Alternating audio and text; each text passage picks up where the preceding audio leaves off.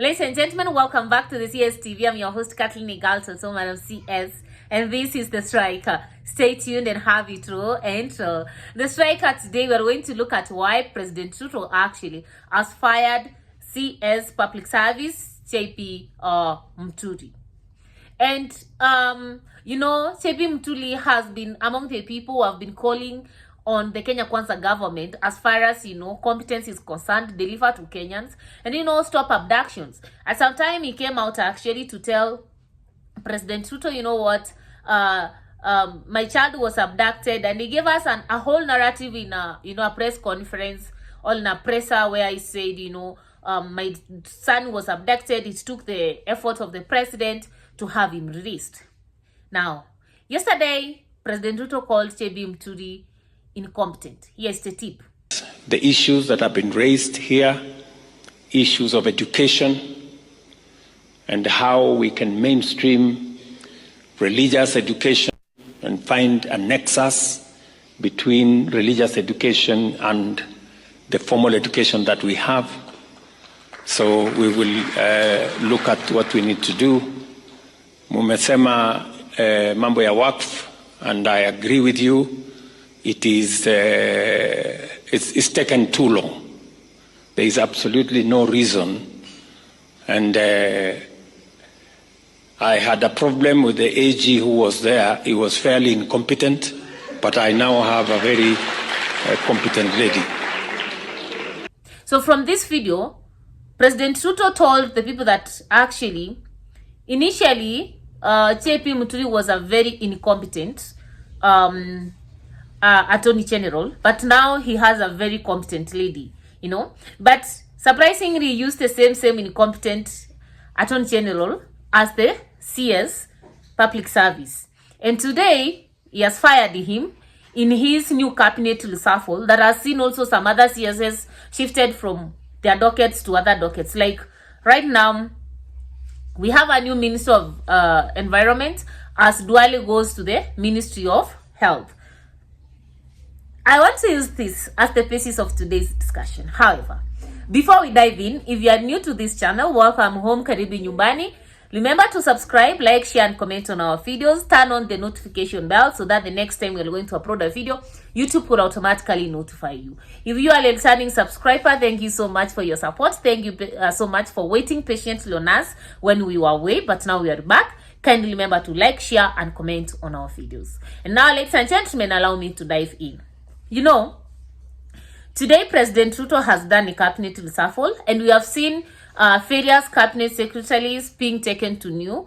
And for me, the ones that stands actually, it's how Duale has moved from defense now to defense to environment, and now from environment to health. Like, he's not stayed in one CS position for a long time for us actually even to see the outcome of what is, cheering there or ministering there.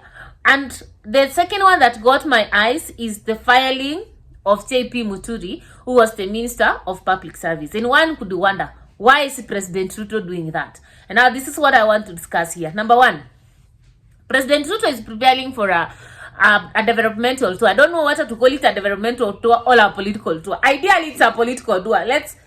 A political tour to the mountain.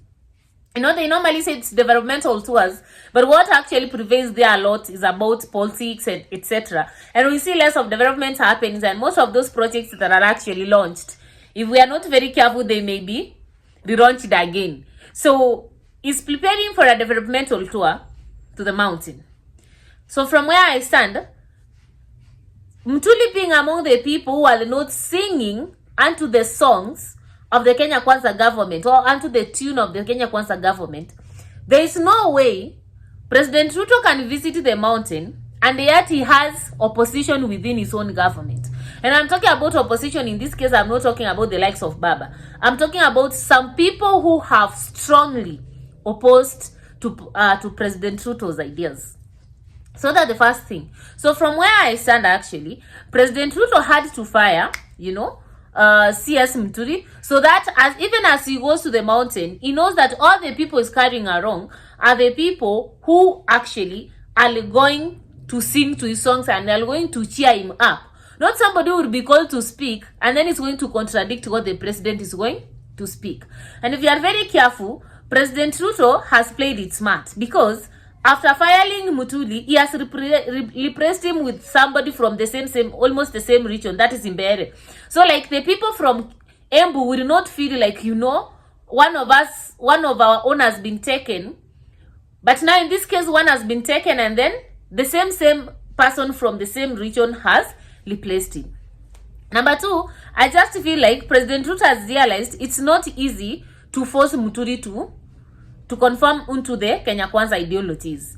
From where I stand, Muturi is self-principled. He knows what he wants and he can stand for whatever he wants at any given time. I think it was very difficult for President Ruto to convince him to agree, number one, to the ideologies Kenya Kwanza government. Number two, to agree even with the involvement of these other political parties, that is ODM, into the government. Because right now, the way the government is, it's no longer the Kenya Kwanza manifesto actually, but it's something else, because what we have are people who do not even support this government's manifesto. So how are they going to implement the Kenya Kwanza manifesto? Something that actually they did not support at the beginning. So President Ruto, after recognizing that he cannot actually make JP Muturi bow down to him, the best way is to do what? To fire him. Another thing is that President Ruto is not a forgiving person. He can keep quiet, he can behave cool, but by the end of the day, he has to revenge. That same when JP Muturi actually made a placer and incriminated President Ruto indirectly in the abductions. I don't think that one actually sat well with President Ruto. He was waiting for an opportunity actually to shoot his shot. At that particular time, JP Muturi said that it is Ruto who called the Director of Criminal Investigation and actually told him to release Muturi's son, and Muturi was released. So what do you think actually that thing did to President Ruto? It presented President Ruto as a person who knows who is abducting the children in this country or the young people in this country, and if they are abducted and they are found dead. So, all those things now became Ruto's burden, He knows what is happening. And from where I stand, it did not sing well with President Ruto at that particular time, and therefore he had to revenge, but he couldn't do it immediately because Wakenya tungesema amemfuta kwa sababu amefanya nini? Amesema ukweli. So he had to wait, call him incompetent, the way as withheld funds that are meant, I don't know, for the Muslim community about education. He labeled him an incompetent person who did not release funds that were meant for the Muslim community about education, etc. But all those is just scaled down to one statement that actually, if somebody wants to fight you, first he has to accuse your dog. So Muturi's character has to be assassinated before his firing happens. Then another reason why I just feel like President Ruto fired JP Muturi, it's because this could be a demand from the ODM brigade. There are some people we don't want in that government. I'm just trying to imagine, because ever since ODM came into power, we have seen a lot of shuffling. They have been given positions, etc. This could be one of the agreements that was meant during, the coming together of ODM and Kenya Kwanza. And maybe we are going to see a lot of this in the coming days. Of course, already you see, like the chairperson of the budget allocatory committee has gone. It's no longer with the Ndindi member of the Kiharu member of parliament, and we are waiting to see so many things, people losing positions here and there. But what actually stands out for me, and I just want to pose a question to you guys: do you think actually there's one competent CS in President Ruto's cabinet? And why I'm asking this is because every time we see cabinet ministers being shuffled from one ministry to another. Let's take a good example of Duari. He started as a minister of defense. He came to health, and now he came to environment, and now is in health. I just thought that these ministerial positions have to have people who actually are acquainted, at least with little expertise in that ministry. Like if we have CS Interior, let's have somebody who has some military expertise, some security expertise. CS Environment, can we have something who has an idea or, some foundation, educational foundation on, environment? Now we see somebody today is in the Ministry of Interior, in the Ministry of Defense, tomorrow is in health, tomorrow is in